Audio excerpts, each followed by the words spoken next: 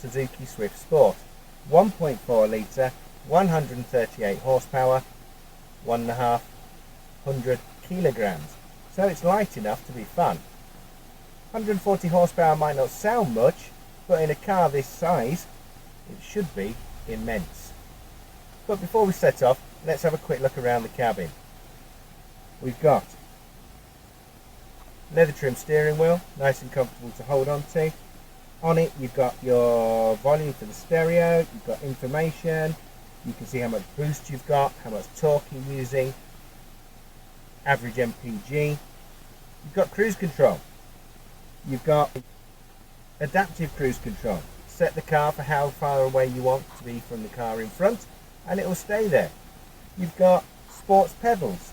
You've got aircon, climate control, USB, aux in, power, couple of cup holders, really nice red stitching all the way through the cabin on the sports seats, on the steering wheel. Got these lovely red indents on the door panels and on the dashboard and around your cup holders. It's a really nice place to be. The sports seats are comfortable and it feels like they're going to keep you in place.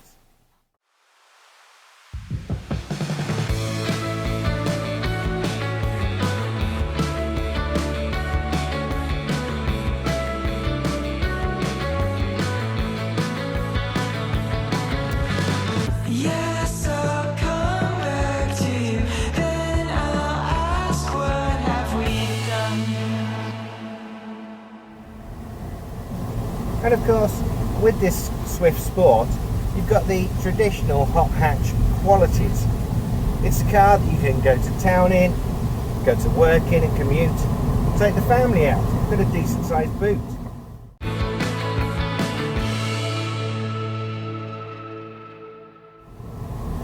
Relatively soft riding. Yes, it's a hot hatch, yes, it's a little bit hard. You've got low profile tyres which don't have much give in them. But the payback is of course grip, and the grip from the front end when you're giving it some is really pretty good. The Swift is Swift. It goes exactly where you point it.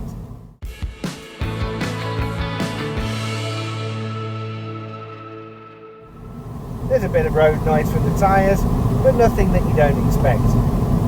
Nice 6-speed gearbox, ratios are spread out nicely. And the bulk of the power comes in when you're hitting that 5,500 RPM. In fact, 5,500 RPM is where max torque is.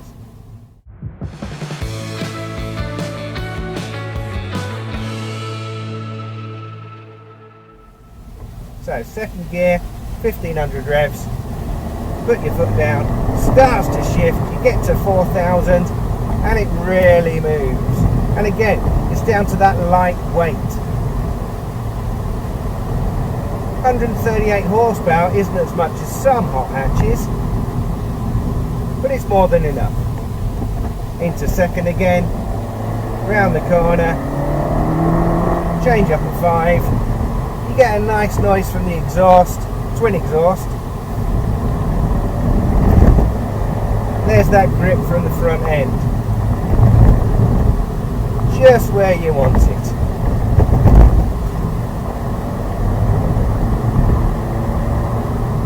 And again, we're just sitting at 3,000 revs, third gear. You can see the boost gauge telling you how much turbo you're using, and there's decent brakes. First gear. Changing up at 5.5, and again slow down for the corner, back to second, wait for the road to straighten up, a little bit bumpy, but that's the road and not the car.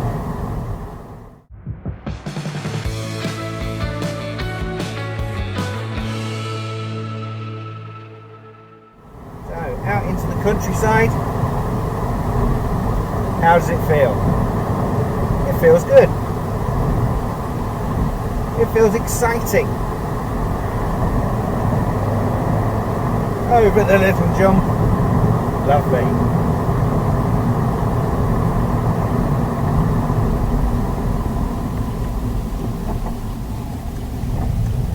Sharp left. Nice light steering. Traction control dabbling away. Keeping the grip. Keeping you accelerating. And there we are. This really could be one of the best B-road scratchers there is at the moment.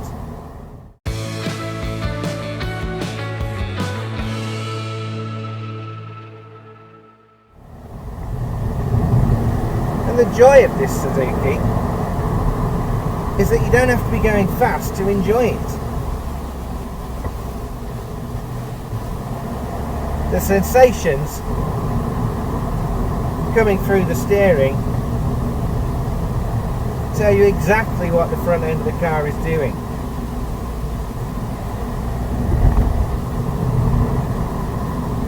The noise from the exhaust, rather lovely.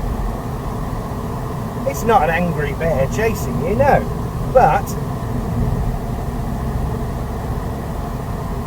it's more like a friendly greyhound tapping you on the shoulder, letting you know that you're going fast enough. And when you've had your fun,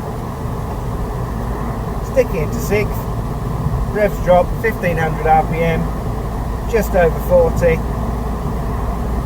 and you're back in a normal everyday Swift.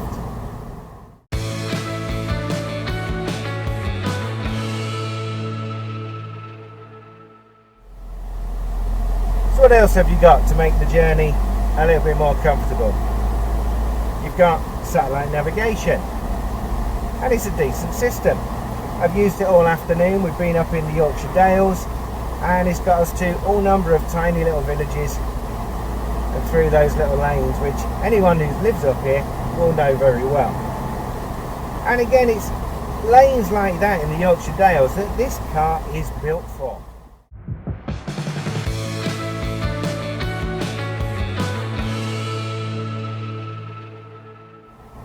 You can go at 20, 30, 40 between those iconic dry stone walls.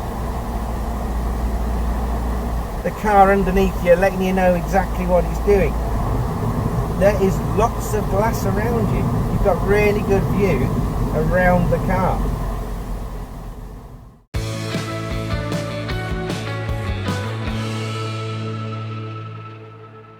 Here we go. Road's clearing up a little bit. It's a bit damp, got to be slightly careful. Can you hear that? I'll stop talking.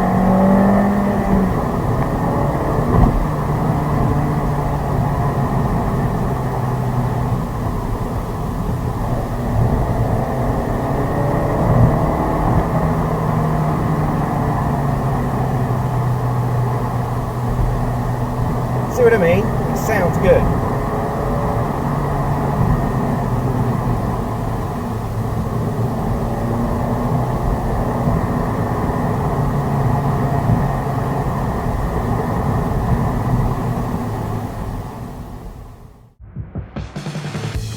Now Suzuki claim that their Swift on the combined cycle will be doing maximum 47 mpg.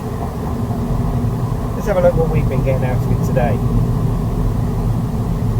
So currently, and it has to be said, I've not been trying for economy, we're sitting at 42.3 mpg. And I reckon that's pretty good. Bearing in mind, we've just been in 2nd, 3rd, 4th gear for most of the day. On a longer journey, when we're sitting perhaps on the A1 or the A19 tomorrow on our way up into North Yorkshire, I've no doubt we're going to be getting pretty darn close to that claimed 47.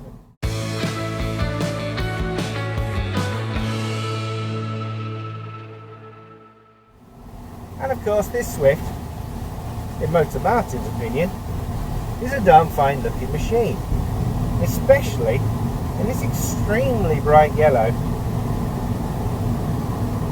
that Suzuki have adorned our test car with. You are not, and I repeat, not going to lose this in a car park, or anywhere else for that matter.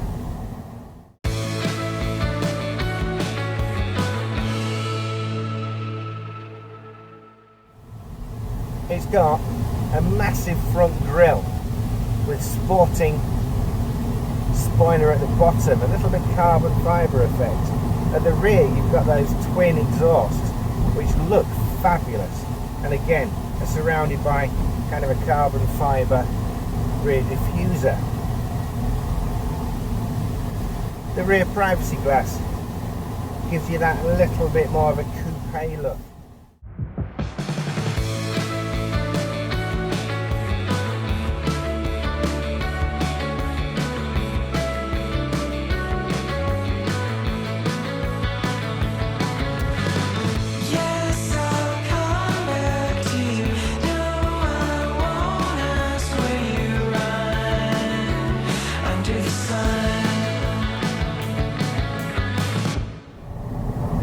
I like the fact you don't have to be going fast to enjoy it. You don't feel like you do with a bigger engine that you need to be doing silly speeds before it makes sense.